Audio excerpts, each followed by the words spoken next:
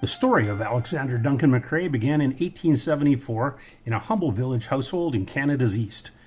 McRae grew up as a farm boy in Middlesex County. In his early 20s, McRae learned about banking and began investing in industries and properties. Soon, word spread about his sheer wit in finance. By the time he was 25 years old, he had over $50,000 in wealth. McRae met his wife, Blanche Latimer Howe, who belonged to a wealthy American household. They met in Duluth, Minnesota, and on February 23, 1900, they headed to Minneapolis to get married. They would go on to have 3 daughters, Blanche, Lucille, and Peggy. By 1902, Minnesotan land prices began to rise, and McRae set his sights elsewhere for his next business venture, back to his mother country in the Canadian prairies. With Blanche by his side, he journeyed onward to Saskatchewan, buying large acres of land and enhancing the Canadian railway system that would lead to his arrival in BC. In 1907, McRae and Blanche grew enamored with Vancouver, a vibrant young city ripe with prosperous business opportunities and valuable properties galore.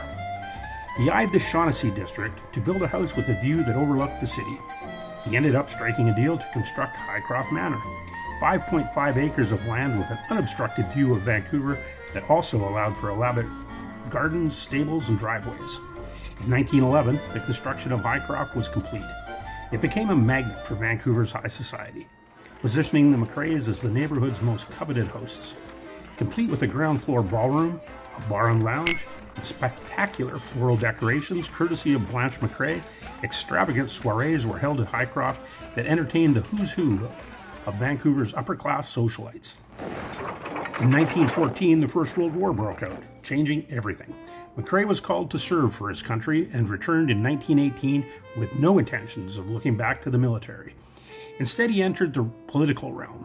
In 1923, he ran for the leadership of the British Columbia Conservative Party, but after being on the receiving end of political attacks, he was defeated.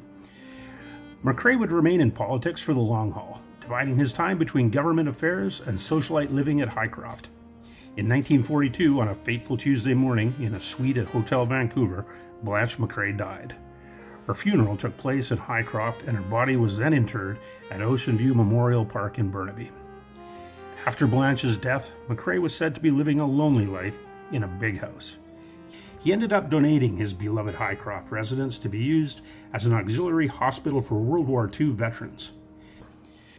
A year later, McRae would marry another woman, Louise Kane, and continue his political career for the remainder of his years. He fell to his death in the summer of 1946.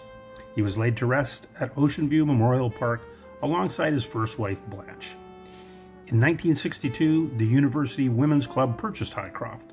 To this day, the club continues to maintain the property for charitable functions and community events as they strive to uphold the McRae legacy.